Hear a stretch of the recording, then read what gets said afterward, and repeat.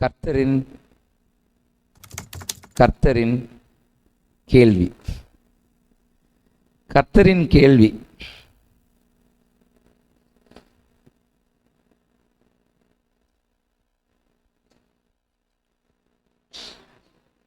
கர்த்தரின் கேள்வின்னு இதை சொல்லுவதற்கு பதிலாக கர்த்தருடைய வாதம் அப்படின்னு கூட சொல்லலாம்.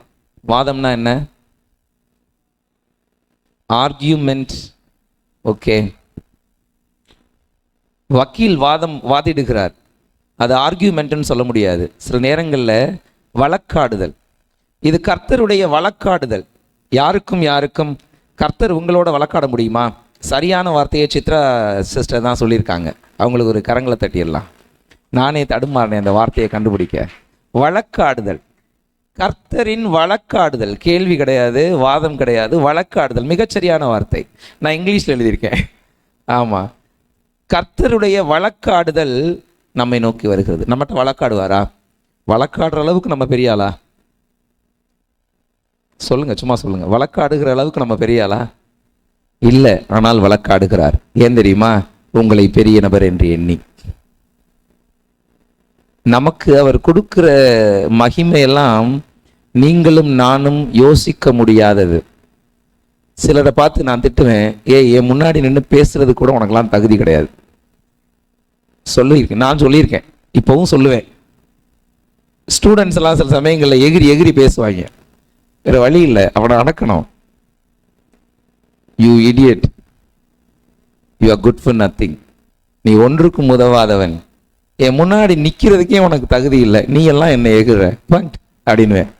இதை சொல்லுகிற போதே அவன் மாதிரி வெக்கப்பட்டு உக்கிடுவான். உண்மைதான், நான் சொல்லக்கூடாது தான், ஆனால் அவன் என்னை இரிட்டேட் பண்ணுவான். பண்ணும்போது இந்த வார்த்தைகளை நான் சொல்லி இருக்கிறேன், இப்போதும் சொல்லுகிறேன், சொல்லாமல் இருக்க பிரயாசப்படுகிறேன். இப்படி சொல்லும்போது நமக்கு எப்படி இருக்கும்? வருத்தமாக இருக்கும்ல. சரி, நம்மளை ஒரு மனுஷனா கூட மதிக்க மாட்டாரே, திட்டுறதுக்கு கூட நான் லாயக்கில்லைன்னு சொல்கிறாரே. நான் கர்த்தர் அப்படி சொல்லலைங்க. வழக்காடுறதுக்கு என்ன தகுதி இருக்கு எனக்கு? அற்ப பதறினாம, ஆஃப்டர் ஆல் மண்ணு. நம்ம கூட வழக்காடுவதற்கு அவர் யார்? அவர் அப்பேற்பட்ட மேன்மை பொருந்தினவர். அவர் நினைச்சா நம்மளை ஒண்ணுமில்லாமலாக்க ஒரு வினாடி போதும். நம்மகிட்ட வழக்காடுறாருன்னா என்ன அர்த்தம்? He wants something from us. என்னிடத்திலிருந்து எதையோ அவர் எதிர்பார்க்கிறார். நான் எதையோ திருப்பி செய்யணும்னு அவர் விரும்புகிறார். நான் அவர் கூட இருக்கணும்னு விரும்புகிறார். சில உறவுகள்லாம் பேசி தான் தீர்க்கணும். சண்டைகள் எல்லாம் பேசி தீர்த்தா சரியாயிரும். பேசாமல் விட்டா இல்லாமல் போயிடும். கர்த்தர் பேசாமல் விடுகிறவர் அல்ல, பேசி தீர்க்கிறவர். அவர் தரம் பார்க்கிறவர் அல்ல. அப்படிதான் ஒரு வழக்காடுதலை கர்த்தர் கொண்டு வருகிறார். எங்க கொண்டு வருகிறார்னா, மீகாவின் தீர்க்க தரிசன புத்தகம். மீகாவின் தீர்க்க தரிசன புத்தகம் 6வது அதிகாரம் 1-8 வரை. 1-8 வரை. ஒருவர் ஒரு வசனம் வீதம் வாசிப்போம். எனக்கும் கொஞ்சம் ஸ்பேஸ் கொடுங்க, நான் உங்களோடு கூட அதை பின்னாக வாசிக்கிறேன். கர்த்தர் சொல்லுகிறதை கேளுங்கள்.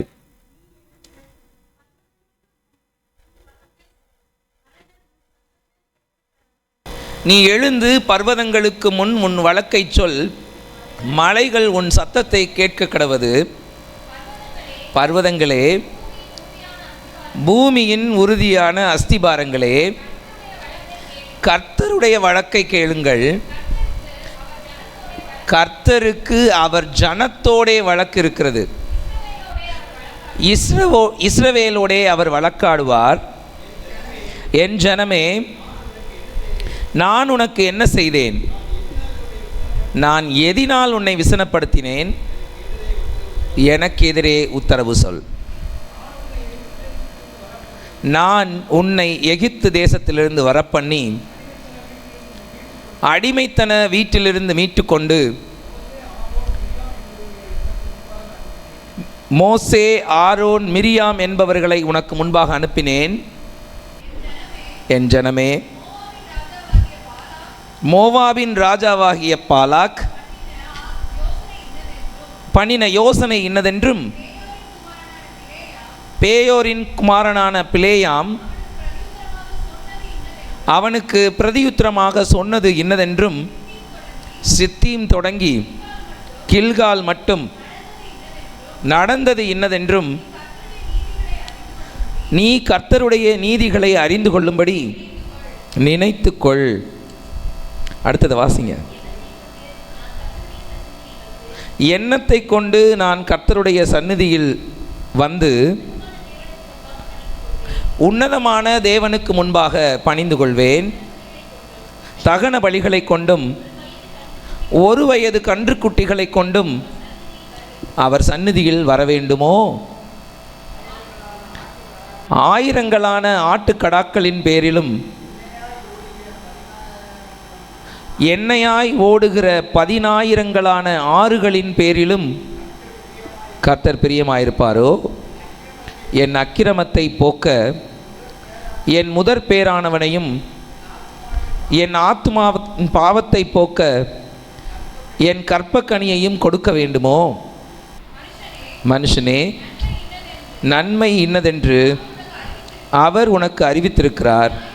நியாயம் செய்து இரக்கத்தை சிநேகித்து உன் தேவனுக்கு முன்பாக மனத்தாழ்மையாய் நடப்பதை அல்லாமல் வேறே எண்ணத்தை கர்த்தர் உன்னிடத்தில் கேட்கிறார். தலைகளை தாழ்த்தி செபிப்போம். நல்ல ஆண்டவரே, உம்முடைய வழக்காடுதலை நாங்களும் கேட்கிறோம். ஞானமுள்ளவர்களாய் நாங்கள் நடந்து கொள்ள எங்களுக்கு கிருபை தாங்க. உங்கள் தயவும் மகிமையும் வார்த்தைகளும் பிரத்யட்சமாய் எங்கள் மத்தியிலே கடந்து வரட்டும். இயேசு கிறிஸ்துவின் நாமத்தில் ஜெபிக்கிறோம் நல்ல பிதாவே, ஆமென். மீகா 8ஆம் நூற்றாண்டு தீர்க்கதரிசிகளில் ஒருத்தர். அதாவது BC 8ஆம் நூற்றாண்டு, கிறிஸ்து பிறப்பதற்கு 800 வருடங்களுக்கு முந்தைய தீர்க்கதரிசிகள். ஆமோஸ், ஓசியா, ஏசாயா, மீகா, இந்த 4 பேரும் சிறைப்படுவதற்கு முன்னாடி, இஸ்ரவேல் ஜனங்கள் சிறைப்பட்டு போகும் முன்பதாக எச்சரித்த தீர்க்கதரிசிகள். ஆமோஸ், ஓசியா, ஏசாயா, மீகா, இவர்கள் 4 ஏறத்தாழ ஒரே காலத்தியவர்கள். மீகா சமாரியா மற்றும் இஸ்ரவேலின் வீழ்ச்சியை பற்றி பேசுகிறார். மீகா புத்தகம் ஃபுல்லாவே சமாரியாவினுடைய வீழ்ச்சி எப்படி இருக்கும், இஸ்ரவேலுடைய வீழ்ச்சி எப்படி இருக்கும், அவர்கள் எப்படி சிறைப்பட்டு போவார்கள், எப்படி திரும்பி வருவார்கள்ன்றதை பற்றி எழுதப்பட்டிருக்கும். சிறைப்படும் போது இஸ்ரவேலில் இருந்த தீர்க்கதரிசிகள் செப்பனியா, ஆபகுக், எரேமியா. இவங்க சிறைப்பட்டு போகும் முன்னாடி இருந்தவங்க. கரெக்டா சிறைப்பட்டு போகும் காலத்தில் இருந்தவர்கள் செப்பனியா, ஆபகுக், எரேமியா. சிறையிருப்பில் இருந்த தீர்க்கதரிசிகள், சிறைப்பட்டு போன பின்னாடி தீர்க்கதரிசிகள் எழும்பி இருப்பாங்கல்ல, அவங்க ஆகாய், சகரியா, மல்கியா. ஆகாய், சகரியா, மல்கியா. இதுல இந்த மூத்த தீர்க்கதரிசிகள் தான் மீகா. மூத்த தீர்க்கதரிசிகள் பட்டியலில் தான் மீகா வரார். இந்த மீகா சிறைப்படுவதற்கு முன்பாக எச்சரிக்கை செய்கிற கர்த்தருடைய குரலாக இருந்தார். இந்த மீகாவினுடைய வார்த்தைகளை தான் நம்ம பார்க்க போறோம். மலைகள், பர்வதங்கள், உறுதியான அஸ்திவாரங்கள், இப்படியெல்லாம் எங்கெல்லாம் வருதோ அங்கெல்லாம் ஒரு விஷயத்தை ஞாபகப்படுத்திக் கொள்ளுங்கள், கர்த்தருடைய நியாய தீர்ப்பு வருகிறது. இந்த பூமி அனைத்துக்கும் நியாய தீர்ப்பு சொல்லும் நாட்களிலே அவர் இயற்கை அத்தனையையும் கூப்பிட்டுக் கொள்வார். ஏன்னா அவர் படைச்சதுல எல்லாம் அதன் வேலையை கிரமமாய் செய்து கொண்டிருக்கிறது, மனுஷனை தவிர. இந்த பர்வதத்திட்ட கேளு, காலங்காலமா நிக்குதுல. இந்த அஸ்திபாரங்கள்ட்ட கேளு, கடல் ஆழத்துல கேளு, ஏன்னா காலங்காலமா இருக்குல்ல. இந்த பூமி தோன்றின நாட்கள் முதலாய் ஒவ்வொரு மனுஷனையும் பார்த்தவைகள் அவைகள். அவைகளை கேளுங்கள், அவங்கள வழக்காட கூப்பிடுங்க. ஏன்னா அவங்களுக்கு தான் தெரியும் மனிதன் எப்படி இருந்தான் என்று, கர்த்தர் எப்படி அவர்களுக்கு வெளிப்பட்டார் என்று. அதனால இது நியாய தீர்ப்பை வெளிப்படுத்துகிற வார்த்தைகளாக இருக்கிறது. உபாகமம் 32:1, ஏசாயா 1:2 அதனுடைய சாரங்களாக இருக்கிறது. வானங்களே செவி கொடுங்கள், நான் பேசுவேன், பூமியே என் வாய்மொழியை கேட்பாயாக. இதுவும் இருக்கு. வானங்களே கேளுங்கள், பூமியே செவிகொடு, கர்த்தர் பேசுகிறார். நான் பிள்ளைகளை வளர்த்து ஆதரித்தேன், அவர்களோ எனக்கு விரோதமாய் கலகம் பண்ணினார்கள். எப்பெல்லாம் ஆண்டவர் இந்த வழக்காடும் நோக்கத்தோடு பேசுகிறாரோ அப்பெல்லாம் வானத்தை கூப்பிட்டுருவாரு, பூமியை கூப்பிட்டுருவாரு, பர்வதங்களை கூப்பிட்டுருவாரு, தண்ணீரை கூப்பிட்டுருவாரு, ஆழங்களை கூப்பிட்டுருவாரு. ஏன்னா காலம் காலமாய் இருப்பவைகள் அவைகளுக்கு உங்களையும் தெரியும், கர்த்தரையும் தெரியும். இந்த இந்த இந்த நவுன்ஸ் எல்லாம் வந்துருச்சுனாலே, மலைகள், பர்வதங்கள், வானங்கள், பூமி அப்படியெல்லாம் வந்துருச்சுனாலே அங்க நியாய தீர்ப்பை பத்தி என்னமோ கர்த்தர் சொல்ல வர்றார். அப்ப இங்க ஒரு வழக்காடுதல் வருகிறது, நியாய தீர்ப்பு வருகிறது என்பதை கர்த்தர் சொல்லும் முகமாய் இந்த வார்த்தைகளை ஆரம்பிக்கிறார். இப்பதான் அப்படி செய்திக்குள்ள வரோம். முதல் 3 வசனங்கள், மனமுடைந்த கர்த்தர். எழுதிக்கோ, முதல் 3 வசனங்களுக்கு தலைப்பு மனமுடைந்த கர்த்தர். நமக்கு தானங்க மனமுடைவதெல்லாம் நடக்கும், ஹார்ட் பிரேக்கிங் நியூஸ். கர்த்தர் மனமுடைகிறார். ஹார்ட் பிரேக்கிங் நியூஸ் எப்பங்க வரும்? மனதை உடைக்கும் செய்தி அப்படின்னு சொன்னா அது எப்போ வரும்? பரிதாபத்துக்குரிய செய்தியை நாம் கேட்கும்போது, நம்முடைய நேசமானவர்களை நாம் இழக்கும் போது, எனக்குரிய உரிமையான ஏதோ ஒன்று என் கையை விட்டு போகும்போது, என் நம்பிக்கையை நான் தொலைக்கும் போது, அப்பதான் என்னுடைய இருதயம் உடைக்கப்படும். ஆனால் கர்த்தர் இருதயம் உடைந்து போயிருக்கிறார். யாருக்காக தெரியுமா? உங்களுக்காக, எனக்காக. ஏன்? அவருடைய நம்பிக்கையே நம்ம தாங்க. நம் நம்பிக்கை கர்த்தர். வேதத்தில் எழுதப்பட்டிருக்கு. இன்னொரு விஷயத்தை அதை அப்படியே மறுதலையா பாருங்க, கர்த்தருடைய நம்பிக்கை நாம தான். கர்த்தர் என்னைத்தான் நம்பி இருக்கிறார், கர்த்தர் உங்களைத்தான் நம்பி இருக்கிறார். அவன் உண்மையுள்ளவன் என்று நம்பி, அப்படித்தானே இருக்கு, அவன் உண்மையுள்ளவன் என்று நம்பி அவனை ஊழியத்துக்கு ஏற்படுத்தினார். கர்த்தருடைய நம்பிக்கை நாம தான், வேற யாரும் கிடையாது. நம் நம்பிக்கை கர்த்தர் தான். இந்த நம்பிக்கை உடையும் போது அவர் மனம் உடைகிறவராய் இருக்கிறார். 3வது வசனத்தை வாசிப்போம். என் ஜனமே, நான் உனக்கு என்ன செய்தேன்? நான் எதினால் உன்னை விசனப்படுத்தினேன்? எனக்கு எதிரே உத்தரவு.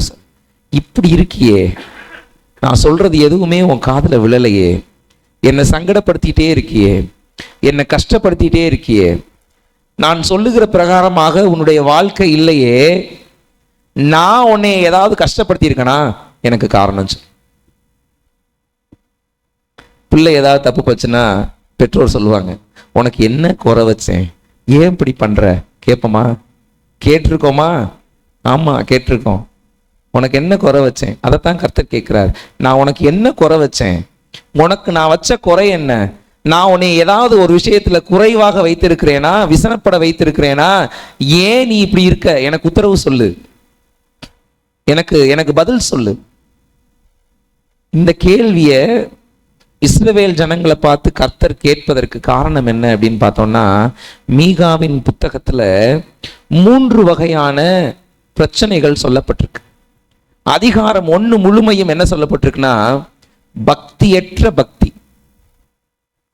பக்தியற்ற பக்தி. அவங்க பக்தியா தான் நடக்கிறாங்க, ஆனா பக்தி இல்லை.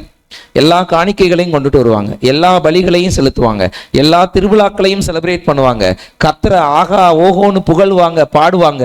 ஆனால் இருதயத்தில் பக்தி இல்லை. இருதயத்தில் பக்தி இல்லை. எல்லாம் சடங்காச்சாரம் தான். பக்தியற்ற பக்தி. அதிகாரம் 1 முழுமையா தான் இருக்கு. அதிகாரம் 2ல பார்த்தோம்னா சமூக பாவங்கள், பொய், பித்தலாட்டம், விபச்சாரம், களவு, அபகரிப்பு எல்லாம் இருக்கும். திட்டமிடுதல், கண்ணமிடுதல் எல்லாம் இருக்கும். அதிகாரம் 2 முழுமையுமே சமூக பாவங்கள். 3வது அதிகாரத்துல அதிகார துஷ்பிரயோகம், லஞ்சம் வாங்குறது, லஞ்சம் கொடுக்கிறது, தனக்கு கீழே இருக்கிறவனை மோசமா நடத்துறது, தேவைப்படுகிற நேரங்களில் எல்லாம் சட்டங்களை மாற்றுகிறது. யோசிங்க, இஸ்ரவேல் ஜனங்கள் கர்த்தரால் தெரிந்தெடுக்கப்பட்டவர்கள், கர்த்தர் கட்டளைகளை கொடுத்து கட்டளைகளை கொடுத்தவர், இவ்வளவு பேறு பெற்றவர்கள், இவர்கள் என் ஜனங்கள் அப்படின்னு கர்த்தர் சொன்னார் இல்லையா? அந்த ஜனங்கள் அதிகார துஷ்பிரயோகம் செய்கிறார்கள், சமூக பாவங்கள் செய்கிறார்கள், பக்தியற்ற பக்தியை கொண்டாடுகிறார்கள். நமக்கிட்டையும் இதெல்லாம் இருக்குங்க. நம்மளும் இப்பெல்லாம் சண்டே சூப்பராக சர்ச்சுக்கு வரோம். இருக்கிறதுலேயே பெஸ்ட் ட்ரெஸ் எடுத்து போட்டு வரோம்.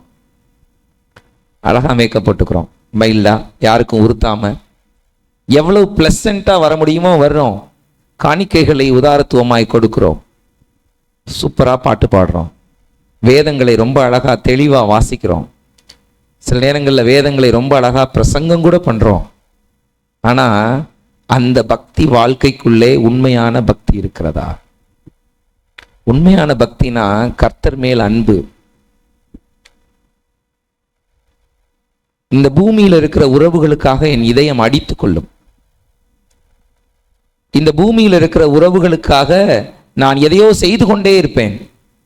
அப்படின்னா என் உள்ளார்த்தமான அன்பு கர்த்தருக்கு இருந்தா கர்த்தருக்காக நான் எதையோ செய்து கொண்டே இருப்பேன். ஞாயிற்றுக்கிழமை மட்டும் வரமாட்டேன். எப்போதுமே கர்த்தருக்காக எதையோ ஒன்றை செய்து கொண்டே இருக்கிற, அடித்து கொள்ளுகிற இதயம் இருந்தாதான் உங்களுக்கு பக்தி இருக்குன்னு அர்த்தம். அந்த அடித்து கொள்ளுகிற இதயம் இல்லைன்னா நம்ம பக்திமான்கள் கிடையாது. நம்ம எல்லாரும் கிறிஸ்தவர்கள், அவ்வளவுதான். சபைக்கு வரும் கிறிஸ்தவர்கள். இந்த அடித்து கொள்ளுகிற இதயம் இருக்கிறவர்களை கர்த்தர் விரும்புகிறார். இந்த பக்தி இல்லைன்னு உங்ககிட்ட அவர் எதிர்பார்க்கிறார். இந்த பக்தி நமக்கு இருக்கான்னு பாருங்க. ஆண்டவருக்காக கட்ட கடைசியா நான் இதை செஞ்சேன் அப்படின்னு எதை செய்தீர்கள் என்று யோசித்து பாருங்க. 4 வருஷத்துக்கு முன்னாடி ஒருத்தருக்கு சுவிசேஷம் சொன்னேன்னு சொல்லக்கூடாது. 4 வருஷமா மூச்சு விட்டுக்கிட்டு இருக்கீங்களே, ஏன் போன நிமிஷம் என்ன செஞ்சீங்க? நேத்து என்ன செஞ்சீங்க? இன்னைக்கு காலையில் என்ன செஞ்சீங்க? என்னால் 2 பேர் ரட்சிக்கப்பட்டிருக்கிறார்கள். ஏன் உன் ஆயுஸ் நாள் 2 தானா? ஜெபம் பண்ணும் போது என் ஆயுஸ் நாளை கூட்டி கொடுங்களாண்டவரே சொல்றோம்ல. we pray like that. என் இதயம் கர்த்தருக்காக அடித்து கொள்ள வேண்டும். என்னோட வேலையில ஒரு பார்ட் தேவனுக்கானதாக இருக்க வேண்டும். என் குடும்பத்துக்கு எவ்வளவு முக்கியத்துவம் கொடுத்து ஓடுகிறேனோ அதே முக்கியத்துவத்தை என் கர்த்தருக்கும் கொடுத்து, கூடுமானால் அதை விட கூட முக்கியத்துவத்தை கர்த்தருக்கும் கொடுத்து நாம் ஓட வேண்டும். நாம் எந்த வகையில கர்த்தருக்காக அடித்து கொள்ளுகிற இதயம் உள்ளவர்களாக இருக்கிறோம்னு பாருங்க. இந்த பக்தியற்ற பக்தி மார்க்கம் நமக்குள்ள இருக்கக்கூடாது. சமூக பாவங்கள் ரொம்ப கேஷுவலா இந்த சமூக பாவங்களை செய்கிறோம். நான் இப்போ சொன்னேன்ல, ஒரு பையனை திட்டுவேன்னு, சமூக பாவம் தான். நான் யார் அவனை திட்டுறதுக்கு? முயற்சி தான் பண்றேன். 10 இடத்துல கத்த வேண்டியதை ஒரு இடத்துல கத்துறேன். ஏன்னா 9 இடங்கள்ல என்னால என்னை கண்ட்ரோல் பண்ணிக்க முடியுது. ஒரு இடத்துல தோத்து போயிடுறேன், ஒரு இடத்துல பர்ஸ்ட் ஆயிடுறேன். இப்படி இரிட்டேட் பண்ணிக்கிட்டே இருக்கானே அப்படின்னு ஏதாவது ஒரு இடத்துல நம்ம கத்திடுறோம். ரொம்ப ஈஸியா ஒருத்தரை சாபமாக சொல்லி விடுகிறோம். ரொம்ப எளிதா ஒருவரை ஏமாற்றி விடுகிறோம். ரொம்ப எளிதா ஒருவரை வஞ்சித்து விடுகிறோம். சில நேரங்களில் போட்டு கொடுக்கிறோம். தெரிஞ்சு செய்யறோமா தெரியாம செய்யறோமான்னு தெரியல. எனக்கு லாபம் வரும் எல்லா வேலைகளையும் செய்கிறோம். மற்றவர்களுடைய லாப நஷ்டத்தை நாம் பார்க்காமலே தெரிகிறோம். இதுல விபச்சாரம் இருக்கு, வேசித்தனம் இருக்கு, கள்ளத்தனம் இருக்கு, கண்ணமிடுதல் இருக்கு, அபகரிப்பு இருக்கு. இதெல்லாம் மனுஷங்கிட்ட தாங்க இருக்கு. இதெல்லாம் மனுஷங்கிட்ட தான் இருக்கு. சமூக பாவங்கள் உள்ள இருக்கு. இதையும் கர்த்தர் ஆரோசிக்கிறார். என் பிள்ளை எப்படி இருக்கணும்? மன்னிக்கிறவனா இருக்கணும். என் பிள்ளை எப்படி இருக்கணும்? விட்டு கொடுக்கிறவனா இருக்கணும். என் பிள்ளை எப்படி இருக்கணும்? வாழ்த்துக்கிறவனா இருக்கணும், சபிக்கிறவனா இருக்கக்கூடாது. என் பிள்ளை எப்படி இருக்கணும்? பொறுமையுள்ளவனா இருக்கணும். என் பிள்ளை எப்படி இருக்கணும்? அன்புள்ளவனா இருக்கணும். அப்படிதான் அவர் எதிர்பார்க்கிறார். நாம் அப்படி இருக்கோமா? இல்லை. என்னுடைய சுய லாபத்துக்காக எதனாலும் செய்யறவங்களா நான் இருக்கேன். என் கண்கள், என் சரீரம், என் காது, என் சிந்தை எல்லாம் என் கர்த்தருக்காக ஓட வேண்டும். 3வது அதிகார துஷ்பிரயோகம். லஞ்சம் கொடுத்து, லஞ்சம் வாங்கி, நமக்கு கீழே இருப்பவர்களை மட்டமாக நடத்தி, மரியாதை குறைவாக நடத்தி, இதெல்லாம் தவறு. சக மனுஷனை கர்த்தர் பார்க்கிற விதமாய் பாருங்கள். நீங்க யாருங்க இவரெல்லாம் தேர மாட்டார், இவர் தேறுவார்னு சொல்றதுக்கு? நீங்க யார் இவர் மட்டமானவர், இவர் உயர்ந்தவர்னு சொல்றதுக்கு? நினைக்கிறதுக்கே உங்களுக்கு அதிகாரம் இல்லை. சொல்றதுக்கு யார் அதிகாரம் கொடுத்தா? இது அதிகார துஷ்பிரயோகம். உங்களுக்கு அதிகாரத்தை தேவன் கொடுத்திருக்கிறார். அந்த அதிகாரத்தை வைத்து அவர்களை நேசிக்க வேண்டுமே ஒழிய அவர்களை புட் டவுன் பண்ணக்கூடாது. இப்போ உங்களுக்கு கீழே வேலை பார்க்கிறவர்களை மரியாதையோடு நடத்துங்கள், கனமாய் நடத்துங்க, தப்பெல்லாம் கிடையாது. அவங்களுக்கு என்ன மேக்சிமம் உங்களால மரியாதை தர முடியுமோ தாங்க. இது தேவையான விஷயம். ஸோ இந்த 3 செயல்களால் தேவன் மனமுடைந்தார். நம்முடைய எந்த செயல்களால் தேவன் மனமுடைந்தார்னு எனக்கு தெரியாது, உங்களுக்கு தெரியும். உங்கள் எந்த செயலால் தேவன் மனமுடைந்தார்? இப்போ தேவன் உங்க மேல வருத்தமா இருக்கிறாருன்னா எந்த காரியத்துக்கு வருத்தமா இருப்பார்னு ஒரு செகண்ட் யோசிச்சோம்னா, ஒரு செகண்ட் இல்லை, நம்ம 1 மணி நேரம் யோசிச்சா நிறைய வரும். ஒரு செகண்ட் யோசிச்சாலே 10 வரும். 1 மணி நேரம் யோசிச்சா ஆயிரக்கணக்கில் வரும். இதெல்லாம் என் தேவனை வருத்தப்படுத்துகிறவைகள் அப்படின்னு நமக்கு தெரியும். அவைகளை லிஸ்ட் டவுன் பண்ணுங்க. இப்பதான் கர்த்தர் வழக்குக்கு வர்றார். என் ஜனமே, நான் உனக்கு என்ன செய்தேன்? நான் எதினால் உன்னை விசனப்படுத்தினேன்? எனக்கு உத்தரவு சொல். எதுல நான் உனக்கு உத்தரவு விசனப்படுத்தினேன்? இப்ப நான் சொன்னதெல்லாம் ஏதோ கதையாலாம் இல்லை. இதையும் கர்த்தர் 4-5 வசனங்களுக்குள்ள சொல்லியிருக்கிறார். மீகா 7வது அதிகாரம் 2-3 வசனங்களை வாசிங்களேன். தேசத்தில் பக்தியுள்ளவன் அற்றுப்போனான், மனுஷரில் செம்மையானவன் இல்லை. நல்லதை நினைக்கிறவன், நல்லதை செய்யறவன் இல்லாம போனான். அவர்கள் எல்லாரும் ரத்தம் சிந்த பதிவிருக்கிறார்கள். எவனையாவது கொண்டாவது எதையாவது அபகரிப்போம் நினைக்கிறாங்க. எந்த உறவையாவது இழந்தாவது எதையாவது சுருட்டிக்கோன்னு நினைக்கிறாங்க. அவர்கள் ரத்தம் சிந்த பதிவிருக்கிறார்கள். இதுதாங்க அண்டர்லைன் பண்ண வேண்டிய விஷயம். அவன் தன் சகோதரனை வலையில் பிடிக்க வேட்டையாடுகிறான். சகோதரனுக்கு சேர வேண்டியதெல்லாம் பிடுங்கி வச்சுக்கிறோம். அவன்கிட்ட குற்றம் சொல்லி இவன் எதுக்கு தகுதியானவன் இல்லைன்னு சொல்றதுக்கு 1008 காரணங்களை கலெக்ட் பண்ணி வச்சுக்கிறோம். இதுக்கு நான் தகுதியானவன் சொல்றதுக்கு ஒரு 100 காரணங்களை வச்சுக்கிறோம். இதெல்லாம் தான் தன் சகோதரனை வலையிலே பிடிக்க வேட்டையாடுகிறவர்கள். அடுத்தது, பொல்லாப்பு செய்ய அவர்களுடைய 2 கைகளும் நன்றாய் கூடும். நல்லது செய்ய அந்த கை வராதுங்க, பொல்லாப்பு செய்யறதுக்கு தான் வருது. அதிபதி கொடு என்கிறான், நியாயாதிபதி கைக்கூலி கேட்கிறான். பெரியவன் தன் துர் ஆசையை தெரிவிக்கிறான். இவ்விதமாய் புரட்டுகிறார்கள். இதுதான் இஸ்ரவேல் ஜனங்கள்ட்ட இருந்த பாவம். நான் சொன்னேன் இல்லையா, நான் லிஸ்ட் அவுட் போனதெல்லாம் அந்த இடத்துல கன்சைஸ்டா கர்த்தர் கொடுத்திருக்கிறார். 1, 2, 3 அதிகாரங்கள்ல சொல்லப்பட்டவையினுடைய சாரம் மீகா 7வது அதிகாரம் 2-3 வசனங்கள்ல இருக்கு. மொத்த பாவங்களின் சாரத்தை அங்க எழுதிட்டாரு. இதுல 4-5வது நம்மகிட்ட இருக்கு. கர்த்தர் நம்மேல் விசனமா இருக்கிறார். நம்மளை பார்த்து ஒரு கேள்வி கேட்கிறார், நான் உனக்கு என்ன செய்யலைன்னு நீ இப்படி செய்யற? நான் உனக்கு என்ன செய்யலைன்னு நீ இப்படி செய்யற? நமக்கு பதில் இருக்காங்க, நமக்கு பதில் இல்லை. ஆனா நம்ம ஒரு பதில் சொல்லுவோம். என்ன பதில் சொல்லுவோம் தெரியுமா? நமக்கு ஒரு பிரச்சனை, கர்த்தர் வருத்தத்தில் இருக்கிறார்னா கர்த்தரை சந்தோஷப்படுத்த எதையாவது கொடுத்து சரி பண்ணுவோம்னு நினைச்சிருவோம். இப்படி நினைக்கிறோமா? நினைக்கிறோம். அது அடுத்த பாயிண்ட்டுக்கு வரேன். 2வது பாயிண்ட் எழுதுங்க, நினைவு கூறுங்கள். கர்த்தர் மனமுடைகிறார். முதல் தலைப்பு. 2வது தலைப்பா எழுதிக்கங்க, நினைவு கூறுங்கள். இன்னும் தெளிவா எழுதணும்னா ரட்சிப்பை நினைவு கூறுங்கள். 4-5 வசனங்கள். ரட்சிப்பை நினைவு கூறுங்கள். நான் உன்னை எகிப்து தேசத்திலிருந்து வரப்பண்ணி அடிமைத்தன வீட்டிலிருந்து உன்னை மீட்டு கொண்டு, இதோட பாட்டிக்கோ, வரப்பண்ணி மீட்டு கொண்டு. இப்ப நான் என்ன யோசிக்கணும்னா, இஸ்ரவேல் ஜனங்களுக்கு அதை சொல்லிட்டாரு. உங்களுக்கு எனக்கு என்ன சொல்லுவார் தெரியுமா? நீ எந்த ஊர்ல என்ன வேலை பார்த்துக்கிட்டு இருந்தேன்னு எனக்கு தெரியும். உன்னை நான் மீட்டு இப்ப எங்கே உட்கார வச்சிருக்கேன் தெரியுமான்னு கேட்கிறார். கர்த்தர் நம்மை தெரிந்து கொள்ளாவிடில் நாம் எங்கே இருந்திருப்போம் என்பதை யோசியுங்கள். நான் கோழிக்கடையில கோழி வெட்டிட்டு இருப்பேன், வெட்கப்படலை சொல்றதுக்கு.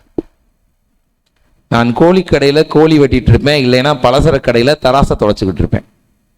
இது 2 தான் நான் செஞ்சிருப்பேன். ஒன்று நான் தெரிந்தெடுத்த தொழில், இன்னொன்று எங்க அப்பா வைத்திருந்த தொழில். இந்த 2ல ஒன்றை தான் செஞ்சிருப்பேன். ஆனா இன்னைக்கு நான் கோழிக்கடையிலையும் இல்லை, பலசர கடையிலையும் இல்லை, கர்த்தர் பல பல தலைவர்களை உருவாக்குகிற பொறுப்பிலே தேவன் என்னை வைத்திருக்கிறார். வாத்தியாரா வச்சிருக்கிறார். உலகமே எங்க கையில தான், அடுத்த ஜெனரேஷனே எங்க கையில தான். அவ்வளவு ப்ரௌடா சொல்லிக்குவோம். அவர் நினைச்சார்னா யாரையும் எங்கேயும் வைக்க முடியும். நீ அரக்கோமணம் கட்டி கொண்டு எகிப்து தேசத்திலே சுண்ணாம்பு காலவாசல்லையும் செங்கல் காலவாசல்லையும் வேலை பார்த்தது எனக்கு தெரியாதா? உன்னை நான் கூட்டிட்டு வந்து கானான் தேசத்திலே பாலும் தேனும் ஓடுகிற இடத்துல வச்சனே, உன்னை நான் மீட்டு கொண்டேனே, உன் பழைய நிலையிலிருந்து உன்னை நான் தூக்கி எடுத்தனே, நீ அதை நினைச்சு பாத்தியா அப்படின்னு கர்த்தர் கேட்கிறார். நினைவு கூறணுங்க, எப்பெல்லாம் நமக்குள்ளே ஒரு வழக்காடுதல் வருகிறதோ அந்த இடத்துல எல்லாம் நீங்க யோசிக்க வேண்டியது, நான் என்ன இடத்தில் இருந்தேன், எந்த இடத்தில் இருக்கிறேன். ஒருத்தர் கூட சொல்ல முடியாது கர்த்தரை நான் தேடினதினால் நான் விழுந்து போனேன், நான் ஒன்றுமில்லாமல் போனேன். ரொம்ப ராவா சொல்லணும்னா, கர்த்தரை தேடினதினால் நான் நாசமாக போனேன்னு ஒருத்தர் கூட சொல்ல முடியாது. ஒருத்தர் கூட சொல்ல முடியாது. என் தேவன் பாராமுகமாயிருக்க கண்ணில்லாதவர் அல்ல, என்னை கைவிடுகிற தேவனும் அல்ல. அவர் வாக்குதத்தங்களை கொடுத்து என்னை தாங்கி கொண்டே இருக்கிறவர். அப்படி இருக்கிறவரு என்னை அப்படியெல்லாம் விட்டுற மாட்டாரு. அப்ப நான் என்ன இடத்துல இருந்தேன், இப்ப என்ன இடத்துல உட்கார வச்சிருக்கிறார். யோசியுங்கள். இதை செய்ய கர்த்தரால் கூடும் என்றால் என் மன விருப்பங்களையும் செய்ய கர்த்தரால் கூடும். நான் ஏக்கத்தோடு காத்திருக்கிற விஷயங்களையும் எனக்கு செய்ய கர்த்தரால் கூடும். நம்ம யோசிச்சோமா நமக்கு இதெல்லாம் வரும்னு? நான்லாம் சிந்தனையிலே இல்லை எனக்கெல்லாம் கவர்மெண்ட் வேலை கிடைக்கும். முயற்சி கூட ரொம்ப பெருசா பண்ணல, வந்தா வரும் அப்படின்னு நினைச்சேன். ஆனா என் முயற்சிகளுக்கு தேவன் பதில் தரவில்லை, அவர் அன்பிலே எனக்கு அவர் பதில் தந்தார்.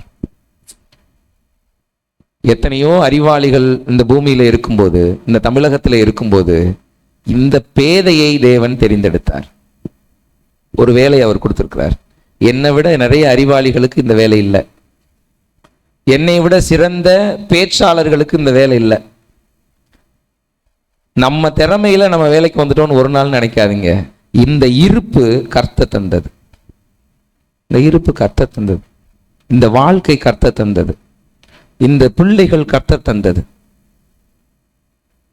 சோ அவர் என்னை மீட்டு கொண்டார். முதல்ல நான் ஞாபகம் வச்சுக்க வேண்டியது அதான், என்னை மீட்டு கொண்டார். ரெண்டாவது பாட்டு பாருங்களேன். மோசே, ஆரோன், மிரியாம் என்பவர்களை உனக்கு முன்பாக அனுப்பினேன். என்ன அர்த்தம்? மீட்டு கொண்டது மட்டும் இல்ல, உன்னை வழி நடத்துவதற்கு உன் வாழ்க்கை முழுவதும் ஆட்களை ஏற்படுத்தி வைத்தேன். யோசிச்சு பாருங்க, எத்தனை பேர் என் வாழ்க்கைக்காக தங்களுடைய நேரத்தை, பணத்தை, பொருளை, உறவை எல்லாம் தியாகம் பண்ணியிருக்காங்க. தேவன் மட்டும் நம்ம வாழ்க்கையில செயல்படலைங்க, மனிதர்களை கொண்டு செயல்பட்டார். எவனாவது நானா முன்னேறிட்டேன் அப்படின்னு சொன்னான்னா அது தேவதூஷணம். மனிதருடைய தயவில்லாமல் ஒருவனும் முன்னேற முடியாது. மனித தயவையும் ஒத்தாசையும் அனுப்பி தருகிறவர் கர்த்தர். சில நேரங்களில் வீட்டில் ரொம்ப பெருமையா அப்படி காலரை தூக்கி விட்டு சொல்லுவோம், எங்க வீட்டில் யாரு சப்போர்ட் பண்ணா, நானா கையை ஊண்டி காலை ஊண்டி முன்னாடி வந்துட்டேன். உன் வீட்டில் வேணா சப்போர்ட் இல்லாம இருக்கலாம், ஆனால் உன்னை சப்போர்ட் பண்ணும்படி கர்த்தர் பலரை ஏற்படுத்தி வைத்திருந்தார். ஆரோன், மோசே, மிரியாம், இது மாதிரி எத்தனையோ பேரை கர்த்தர் ஏற்படுத்தி வைத்திருந்தார். என் வாழ்க்கையிலையும் சொல்ல முடியும், நான் ஆசிரியராவதற்கு மெனக்கெட்டவர்கள் இருக்கிறார்கள், நான் கிறிஸ்துவுக்குள்ளே நிலை நின்றதற்கு மெனக்கெட்டவர்கள் இருக்கிறார்கள், தங்களுடைய நேரத்தை, காலத்தை அர்ப்பணித்தவர்கள் இருக்கிறார்கள், பொருளை கொடுத்தவர்கள் இருக்கிறார்கள், தன்னை வீட்டிலேயே வச்சு பல மாதங்கள் என்னை பராமரித்தவர்கள் இருக்கிறாங்க. இன்னைக்கு நான் கூட செய்யலை, யாரும் என் வீட்டில் வச்சு சோறெல்லாம் போடலை, ஆனால் என்னை வச்சு சோறெல்லாம் போட்டாங்க. சில மாதங்கள் வைத்து சாப்பாடெல்லாம் கொடுத்து என் கிறிஸ்தவ வாழ்க்கை ஸ்திரப்பட உதவி செய்தார்கள். எத்தனையோ பேர். நம்ம யாரும் சும்மா நம்மளாலாம் முன்னேறி வரல. கர்த்தர் நம்மை நடத்துகிறவர்களை அவர் அனுப்பினார், நமக்கு ஒத்தாசைகளை அனுப்பி தந்துட்டே இருக்கிறார். இதை நினைவு கூறுங்கள். உங்களை ஒரு நாள் அவர் கைவிடலைங்க. ரொம்ப சரியான நபர்களை கொண்டு நடத்தி கொண்டே இருக்கிறார். மூணாவது, 5வது வசனத்துல முதல்ல, என் ஜனமே மோவாபின் ராஜாவாகிய பாலாக் பண்ணின யோசனை இன்னதென்றும் பேயோரின் குமாரனான பிலேயாம் அவனுக்கு பிரதித்திரமாக சொன்னது இன்னதென்றும் நான் அறிந்திருக்கிறேன். அதை நினைத்துக்கொள். ஒரு ராஜா ஒரு ஒரு ஒரு மாறுபட்ட யோசனையை யோசிக்கிறாரு. இவங்க கூட கர்த்தர் இருக்கிறார், இவங்கள தீர்க்கதரிசி எவனாவது சபிச்சான்னா போர்ல நம்ம ஜெயிச்சிருவோம். அப்ப சபிக்கிறதுக்கு ஒரு கூலி கொடுத்து ஒருத்தனை ஏற்படுத்துவோம். இது பாலாக்காட யோசனை.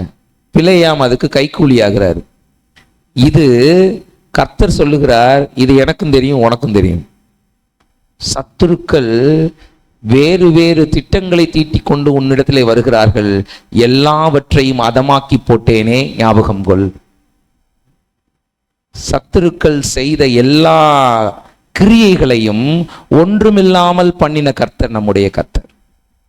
எனக்காக எதிரிகளுக்குள் செயல்பட்டு அவர்களுடைய ஆயுதங்களை வாய்க்காதே போக பண்ணினவர் நம்முடைய கர்த்தர். இதை நாம நினைவு கூறணும் அப்படின்னு நினைக்கிறார். இதை நான் நினைச்சு பார்க்கணும். என்னுடைய மீட்பை நான் நினைச்சுக்கணும். எனக்கு அவர் அனுப்பி தந்த மனுஷ ஒத்தாசைகளை நான் நினைச்சுக்கணும். மூணாவதா நான் நினைச்சுக்க வேண்டியது, என் எதிரிகளுக்கு முன்பாக எனக்கு கொடுத்த ஜெயத்தை நான் நினைக்க வேண்டும். கடைசியா நாலாவதா, சீத்தீம் தொடங்கி கில்கால் மட்டும் நடந்தது இன்னதென்றும் நீ கர்த்தருடைய நீதிகளை அறிந்து கொள்ளும்படி நினைத்துக்கொள். அதன சீத்தீம்ல இருந்து கில்கால், உமாகமம் மன்னிக்கணும், என்னாகமம் 25வது அதிகாரம் 1வது வசனத்தை நம்ம வாசிச்சோம்னா சித்தீம்ல என்ன நடந்துச்சுன்னு தெரிஞ்சிடும்.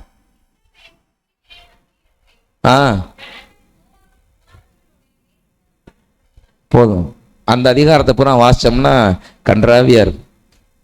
அவர்கள் பண்ணின பாவங்கள் எல்லாம் அப்படியே லிஸ்ட் பூராமே வேசித்தனம் தான்.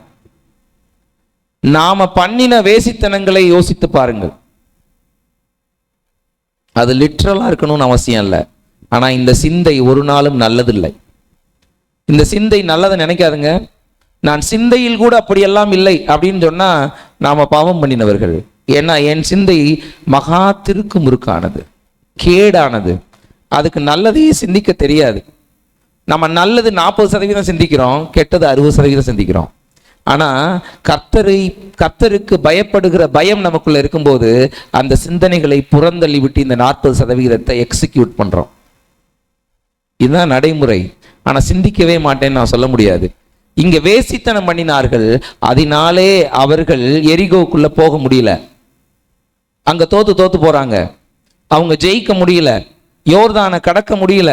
யோர்தானுக்கு முன்பாக நடந்த சம்பவம் இது. அங்க இருந்து நான் உன்னைய நடத்தினேன், நான் உன்னைய மன்னிச்சேன், நான் உனக்கு ஆலோசனை சொன்னேன், நீ யோர்தானை கடந்த, எரிகோவை ஜெயிச்ச, கானான் தேசத்துக்குள்ள வந்தையே. கானான் தேசத்துக்குள்ள முதல்ல வரும்போது அவர்கள் கால் வைத்த இடம் கில்கால். கானான் தேசத்துக்குள்ள வரும்போது முதல்ல அவர்கள் கால் வைத்த இடம் கில்கால். அவர்கள் பாவத்திலிருந்து அவர்களுடைய மேன்மை வரைக்குமான நடத்தையை நீ நினைத்துக்கொள். நீ தகுதியானவன் நினைச்சா உன்னை கில்காலுக்குள்ள போக வச்சேன். சித்தீமை யோசி, நீ என்ன பண்ணிட்டு இருந்த? உனக்கு தகுதின்னு நினைச்சு நான் அதை கொடுத்தேன்னு நினைக்கிறியா? கில்காலை உனக்கு கொடுத்தேனே. சீத்தீம் தொடங்கி கில்கால் மட்டும் நடந்தவைகளை நினைத்துக்கொள். கில்கால்ல புதிய உடன்படிக்கையை அவர் ஏற்படுத்தினார். யோசுவா 5வது அதிகாரம் 9வது வசனத்துல அந்த புதிய உடன்படிக்கை இருக்கிறது. வாசிங்கப்பா.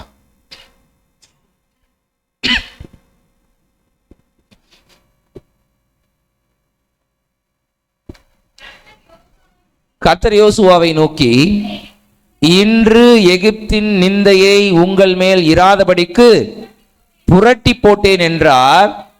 அதனால் அந்த ஸ்தலம் இந்நாள் வரைக்கும் கில்கால் எண்ணப்படுகிறது. உங்கள் வாழ்க்கையை புரட்டி போட்ட கர்த்தர். நீங்க பாவத்தில் இருந்தீங்க, உங்களுடைய வாழ்க்கையை புரட்டி போட்டவன் நான், அதை நீங்க நினைச்சுக்கோங்கன்னு கர்த்தர் சொல்லுகிறார். அதனாலதான் அந்த இடத்துக்கு கில்கால்னு பேர் வச்சாரு. கானான் தேசத்திலே அவர்கள் முதலிலே கால் பதித்த இடம் கில்கால். அங்கதான் புதிய உடன்படிக்கையை கர்த்தர் தரார். இதெல்லாம் நாம நினைச்சுக்கணும். கர்த்தர் நம்மோடு வழக்காட வந்துட்டார்னு புரிஞ்சுட்டீங்கன்னா you should respond all those things, you should remember all those things. இப்ப நம்ம பதில் எப்படி இருக்கும் தெரியுமா? ஆண்டவரே, எவ்வளவு காணிக்க நான் கொடுக்க? இந்த ஊழியத்தை தாங்கினா இந்த பிரச்சனை போயிருமா ஆண்டவரே? என் பிள்ளைய ஊழியத்துக்கு நான் நேர்த்தி கடனா கொடுத்துட்டா இந்த பிரச்சனை சரியாயிருமா ஆண்டவரே? நம்ம ஆண்டவர்கிட்ட இப்போ வரைக்கும் பேரந்தாங்க பேசுறோம். நம்ம சரியாகிறதுக்கு யோசிக்கிறதே இல்லை. நான் எவ்வளவு பழியை செலுத்த,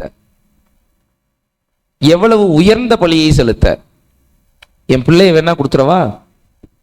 இவர் வரமாட்டாரு, இவர் பிள்ளைய தியாகம் பண்ணுவார் ஊழியத்துக்கு. என் பிள்ளை மூத்த பிள்ளையெல்லாம் வச்சுக்கோங்க, வச்சுக்கோங்க.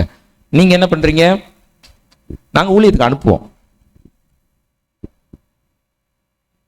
ஒரு வேத பண்டிதர் இப்படி பேசினாரு. போ அல்லது அனுப்பு அப்படிங்கிறது சில மிஷனரிகளுடைய தாரக மந்திரம். போ அல்லது அனுப்பல்ல, போ மற்றும் அனுப்பு. நீ போகவும் செய்ய வேண்டும், அனுப்பவும் செய்ய வேண்டும். அனுப்புறது மனுஷங்களை மட்டும் இல்ல, பணத்தையும் சேர்த்து தான். நீ போக வேண்டிய இடத்துக்கு போ, போக முடியாத இடத்துக்கு அனுப்பு. அதான் அர்த்தம். ரெண்டையும் சேர்த்து தான் செய்யணும் அப்படின்னு அவர் சொன்னார். உண்மைதான். நாம போகவும் செய்யணும், அனுப்பவும் செய்யணும். இங்க இந்த 6வது வசனம் 7வது வசனத்தை வாசிக்கலாம். இப்ப நான் சொன்ன பதில் அப்படியே அந்த மனுஷங்க கேட்டிருப்பாங்க. எண்ணத்தை கொண்டு நான் கர்த்தருடைய சந்நிதியில் வந்து உன்னதமான தேவனுக்கு முன்பாக பணிந்து கொள்வேன். நீங்க व्यसனமா இருக்கீங்கன்னு சொல்றீங்களே, நான் ஏதாவது கொண்டுட்டு வந்து உங்களை பணிஞ்சுக்கணுமா? என்ன கொண்டு வர? தகன பணிகளை கொண்டும் 1 வயது கன்று குட்டிகளை கொண்டும் அவர் சந்நிதியில் வர வேண்டுமா? என்னோட பெஸ்ட் பலியை வேணா நான் தரட்டுமா? இந்த பெஸ்ட் பலியை நான் தரட்டுமா? என்கிட்ட இருக்கிற மிகப்பெரிய சொத்தை நான் ஆஃபரிங்கா கொடுக்கட்டுமா? குவாலிட்டி ஆஃபரிங் கொடுக்கட்டுமான்னு கேட்கிறார். 2வது, ஆயிரங்களான ஆட்டுக்கடாக்களின் பேரிலும் எண்ணெயாய் ஓடுகிற 10,000 ஆறுகளின் பேரிலும் கர்த்தர் பிரியமாயிருப்பாரோ? இப்ப நான் மூட்டை மூட்டையா ஜாடி ஜாடியா எண்ணெயை கொண்டாந்து ஊத்தி, மூட்டை மூட்டையா மாவுகளை கொண்டாந்து கொட்டி, ஏன்னா போஜன பலி இருக்குல்ல, எண்ணெயெல்லாம் கொண்டுட்டு வரலாம் ஆலயத்துக்கு. அப்படியெல்லாம் கொட்டி ஆடுகளை மாடுகளை 1000 அப்படி கொடுத்துட்டா, ஆலயத்துக்கு கொடுத்துட்டா கர்த்தர் பிரியமா இருப்பாரா? மனுஷனுடைய 2வது கேள்வி. நம்ம அப்படிதான் கேட்கிறோம். முதல்ல என்ன கேட்கிறோம்? பெஸ்ட்டை கொடுத்தா ஓகேயா? 2வது என்ன கேட்போம் தெரியுமா? நிறைய கொடுத்தா ஓகேயா? ஆமா, நீங்க நிறைய கொடுத்தா ஆண் வாயை திறந்து பார்க்கறதுக்கு கர்த்தர் நம்ம கூட பிறந்தவர், சமாளிச்சுட்டு போயிடலாம். நம்ம வீட்டுக்கு பக்கத்து வீட்டுக்கார் கேட்டா சொன்னா கொடுத்தா வாங்கிக்குவார். அவர் கொடுத்ததை யாருங்க அவருக்கு கொடுக்கறது? இந்த பூமியும் பூமியின் நிறைவும் அவருடையது. 1000 கடாலாம் ஏமாத்தணும் அவருக்கு. ஏசாயாலே அவர் எழுதியிருக்கிறாரு, இந்த ஆட்டுக்கடாக்களின் நினங்களை பார்க்கிலும் இது எனக்கு அருவருப்பா இருக்குன்றாரு. நீ காட்டுற தூபம் எனக்கு பிடிக்கலைன்றாரு. நம்ம யாரு? 3வது என்ன கேட்கிறோம் தெரியுமா? என் முதற் பேரானவனையும், அதுக்கு முதல் வார்த்தையை பாருங்க, என் அக்கிரமத்தை போக்க. நான் பாவம் பண்ணிட்டேன்னு சொல்றீங்கல்ல, என் அக்கிரமத்தை போக்க என் முதற் பேரானவனையும் என் கற்ப கனியையும் கொடுக்க வேண்டுமோ? அதை கொடுத்தா சரியாயிருவீங்களா? இதைத்தான் சொன்னேன். ஊழியத்துக்கு அனுப்புனா சரியாயிருவீங்களா? ஒன்றும் இல்லை. இதெல்லாம் கர்த்தர் விரும்பல. ஏன்னா அவர் ஐயோ பாமேன்னு உங்களுக்கு கொடுத்தது அதெல்லாம். நீங்கள் மகிழ்வாயிருக்கும்படி நிறைவாயிருக்கும்படி கர்த்தர் கொடுத்தது. இதை கொடுத்து கர்த்தரை கவர் பண்ணலாம் முடியாது. He is not mere man. He is a God who is a creator of this world. அவர் சகலத்தையும் வார்த்தையால் உண்டு பண்ணினவர். அவருக்கு நம்ம கொடுத்து மாய முடியுமா? நீங்களும் நானும் என்னத்தை கொடுத்துருவோம்? எதை கொடுத்தாலும் அவருக்கு தகுதியா இருக்காது. அவ்வளவு மேன்மையான கர்த்தர். நம்முடைய கேள்வி இப்படிதான் இருக்கு. இந்த கேள்வியை முதல்ல மாத்துங்க. பொருத்தனைகள் செய்து கர்த்தருக்கு கொடுங்கள், அதை அன்போடு செய்யுங்கள். ஆனா சில காரியங்களை மறைப்பதற்கு காணிக்கைகள், தசமபாகங்கள், பலிகள், முதற்பலன் இப்படின்னு சொல்லி பூச்சாண்டி காட்டாதீங்க. கர்த்தர் அதை அருவருக்கிறார். நான் என் பிள்ளைய கர்த்தருக்கு ஒப்பு கொடுத்துருக்கேன். எவ்வளவு பெரிய தியாகி நான். உங்களுக்கு தெரியும் நீங்க எப்படி கொடுத்தீங்கன்னு. கர்த்தருக்கு கொடுக்கும்போது சிறந்ததை கொடுங்க. ஆகாது போகாது ஒப்பேராதெல்லாம் கர்த்தருக்கு கொடுக்காதீங்க. கர்த்தர் அதை விரும்ப மாட்டார். நசலுண்டதையும் புசலுண்டதையும் கொடுக்க முடியாது. நொண்டியையும் நொடத்தையும் கொடுக்க முடியாது. புத்தி இல்லாததையும் பேதையையும் கொடுக்க முடியாது. கர்த்தருக்கு கொடுக்கும்போது தி பெஸ்ட் கொடுங்க. கலங்கரை விளக்கம் பாஸ்டரோட பையன் அன்னைக்கு வந்து பேசினார். அந்த வாலிபர்கள் மத்தியில் பேசும்போது சொன்னாரு, நான் பிடெக் படிச்சிருக்கேன், வேலைக்கு போனேன். தி பெஸ்ட், இன்னும் கூட நான் 2 மடங்கு 3 மடங்கு அதிகமான சம்பளங்கள் வாங்கியிருப்பேன். இப்போ இருந்திருந்தா சில லட்சங்களில் நான் சம்பளங்கள் வாங்கியிருப்பேன். ஆனால் கர்த்தர் அழைத்தார், நான் ஊழியத்துக்கு வந்தேன்னு சொன்னார். கர்த்தர் பெஸ்ட்டை தான் எடுத்துக்குவார். அவருக்கு தெரியும் யாரை எடுத்துக்கணும், யாரை கொடுக்கணும். நீங்கள் கொடுக்கறதுனால கர்த்தர் பயன்படுத்திட மாட்டார், அவர் விரும்பினா தான் பயன்படுத்துவார். ஸோ கர்த்தருடைய எதிர்பார்ப்பு எப்படிப்பட்டதாக இருக்கிறது? இது 3வது தலைப்பா நீங்க என்ன போட்டுக்கலாம்னா, என் பதில் அப்படின்னு போட்டுக்கலாம். ஆமா, இன்னும் நல்லா போடணும்னா என் மட்டமான பதில் அப்படின்னு கூட போட்டுக்கலாம். கடைசி தலைப்பு 6, 7, 8 வசனங்கள். மனுஷனே, நம் நன்மை இன்னதென்று அவர் உனக்கு அறிவித்திருக்கிறார். 8வது வசனத்தை வாசிக்கிறேன். நியாயம் செய்து இரக்கத்தை சிநேகித்து உன் தேவனுக்கு முன்பாக மனத்தாழ்மையாய் நடப்பதை அல்லாமல் வேறே எண்ணத்தை கர்த்தர் உன்னிடத்தில் கேட்கிறார். அவர் கேட்கறது ஒண்ணுதான். என்ன? நான் தான் உன் நன்மை என்னதுன்னு உனக்கு முன்னாடியே சொல்லியிருக்கனே. நீ நியாயம் செய், இரக்கத்தை சிநேகி, தேவனுக்கு முன்பாக மனத்தாழ்மையாயிரு. இதை தாண்டி நான் உனக்கிட்ட என்ன கேட்கிறேன் அப்படின்னு கேட்கிறார். அப்ப கர்த்தர் விரும்பாதது இந்த பலிகளை விரும்பல, நீங்க கொடுக்குற காணிக்கைகளை பெருசா விரும்பல. அவர் விரும்புவது என்னன்னா, கர்த்தர் எதிர்பார்க்கிறது 3 விஷயம்தான். டூ ஜஸ்டிஸ், நியாயம் செய். நல்லவங்க இல்லாதவங்க, கெட்டவங்க, பக்கத்து வீட்டுக்காரவங்க, பிடிச்சவங்க பிடிக்காதவங்க, இப்படியெல்லாம் பாரபட்சம் பார்க்காத. எல்லாருக்கும் நீ நன்மை செய், எல்லாருக்கும் நீ நியாயம் செய், பாரபட்சமா இருக்காத. எல்லாருக்கும் நீ நியாயம் செய். பிடிச்சவங்களுக்கு ஒரு மாதிரி, பிடிக்காதவங்களுக்கு ஒரு மாதிரி இருக்காத. அவங்க அப்படி இருந்துட்டு போட்டோம். But you have to be justice to all. நீ எல்லாருக்கும் நியாயம் செய். 2வது, இரக்கத்தை சிநேகி, லவ்விங் மர்சி. என்ன அர்த்தம்? லவ்விங் மர்சி, மன்னிக்க கற்றுக்கொள்னு அர்த்தம். மெர்சினா இரக்கம். நீ இரக்கப்படுவதை விரும்பு, மற்றவங்களுக்காக இரக்கப்படு, மற்றவங்களுக்காக பாவப்படு. எல்லாத்துக்கும் கோவப்படாத. நமக்கு கோபம் தான் வருது. நான் விதிவிலக்கெல்லாம் இல்லை, இதை சொல்றதுனால நான் பெரிய அப்படியே ஆகா ஓகம்லாம் நினைக்காதீங்க. என் கோபம் எவ்வளவு பெருசுன்னு என் வீட்டில் இருக்கவங்க கேட்டால் தான் தெரியும். என்ன கிளாடி? ஆமாம், வீட்டில் இருக்கவங்க கிட்ட கேளுங்களேன். கிளாடிட்டியெல்லாம் என்னை பற்றி எழுத சொன்னால் ஒரு கட்டுரை நோட்டு பத்தாது. எங்கள் அப்பா அதை சொன்னார், இதை சொன்னார், இப்படி செய்வார், அப்படி செய்வார், ஐயோ இவர் மனுஷனே இல்லைன்னு கடைசியாக முடிச்சிடும். உண்மைதான். நாங்கள் முயற்சி பண்ணுகிறோம். முயற்சி கூட பண்ணாமல் இருக்கக்கூடாதுல்ல. எல்லா இடங்களிலும் தோத்து போகாதீங்க. ஏதோ ஒரு இடத்துல தோத்து போனா பரவாயில்ல, கர்த்தர் பலன் தருவார். எல்லா இடத்துலையும் தோத்து போயிடக்கூடாதுல்ல. இரக்கத்தை சிநேகியுங்கள். நம்மளை சுத்தி இருக்கிற எல்லாருக்கும் அந்த இரக்கத்தை கொடுங்கள். கடைசியா மனத்தாழ்மையா இருங்கள். மேட்டிமையை விட்டுருங்க. உங்களை தேவன் உயர்த்திக்கிட்டே போறாரு, அதனால மேன்மையா இருந்துடாதீங்க. என் ஒய்ஃப் அடிக்கடி சொல்லுவாங்க, இப்பெல்லாம் நீங்க கொஞ்சம் ரூடா இருக்கீங்க. உண்மைதான், நான் ரூடா தான் இருக்கேன். நான் சொல்லுவேன், இதுக்கு மேல எப்படி தாழ்மையா இருக்குதுன்னு தெரியலப்பா அப்படின்வேன். Let me try to be humble enough. இப்போ கொஞ்சம் நிறைய பேசுறேன். சில இடங்கள்ல சிலர் பேசும்போது சில வார்த்தைகள் சுருக்குன்னு தேவனுடைய பிள்ளைகள், அவர் மகா பெரியவர் என்பதை மறந்து போகாதீர்கள். இந்த விஷயத்தை கர்த்தர் உங்களிடத்துல எதிர்பார்க்கிறார். இந்த 3 விஷயத்தை செஞ்சாலே உங்கள் மேல இருக்கிற வழக்காடுதல் இல்லாமல் போய்விடும். கர்த்தர் உங்கள் மேல் பிரியமாயிருப்பார். ஆதாம் காலையில பாஸ்டர் வர்ஷிப் நடத்தும் போது சொன்னாங்க, ஆதாமே நீ எங்கே இருக்கிறாய்?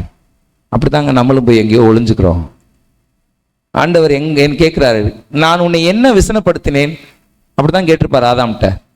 நீ விசனப்படுற அளவுக்கு நான் என்ன செஞ்சேன்? நீ போய் ஏன் இப்படி மறைஞ்சுக்கிட்ட? அவன்கிட்ட பதிலே இல்லை. இந்த 3 விஷயத்தை செய்வேன் என்று தேவனிடத்துல அவன் ஒப்பு கொடுத்திருக்க வேண்டும். அதையும் அவன் செய்யல. பிரச்சனை அங்கிருந்து தான் ஆரம்பிச்சது. நாம் அப்படி இருந்து விடக்கூடாது. ஒரே ஒரு வசனத்தை வாசித்து முடிப்போம். உபாகமம் 4வது அதிகாரம் 7, 8. நம்முடைய தேவனாகிய கர்த்தரை நாம் தொழுது கொள்ளுகிற போதெல்லாம் அவர் நமக்கு சமீபமாய் இருக்கிறது போல தேவனை இவ்வளவு சமீபமாய் பெற்றிருக்கிற வேறே பெரிய ஜாதி எது? இது கூட போதும், அதோட முடிச்சுக்குவோம். நாம தாங்க அந்த பேறு பெற்றவர்கள். கர்த்தரை இவ்வளவு சமீபமாய் கொண்டிருக்கிற ஜாதி வேற ஏதாவது இருக்கா? இல்லைங்க. என் உறவு வேணும்னு என் கூட வழக்காடுகிற என் கர்த்தர் என் கூட இருக்கிறார். அவ்வளவு பெரிய ஜாதி நான், அவ்வளவு பெரிய மனுஷன் நான், அவ்வளவு கனப்படுத்தப்பட்டவன் நான், கனத்துக்கு பாத்திரவன் நான். எவ்வளவு பெரிய ஜாதி என் ஜாதி, எவ்வளவு பெரிய மனிதன் நான். கர்த்தர் என் பக்கத்தில் இருக்கிறார். இவ்வளவு க்ளோஸா வேற யாருக்குமே கர்த்தர் இல்லை, எனக்கும் உங்களுக்கும் இருக்கிறார். அப்பேற்பட்ட பேறு பெற்றவர்கள் நாம். கர்த்தர் மனசு நோகும்படி நாம நடக்காம கர்த்தருக்கு பிரியமானதை செய்து கர்த்தருடைய சமூகத்திலே சுகித்திருக்க பிரயாசப்படுவோம். ஜெபிக்கலாமா? எழுந்து நிற்போம்.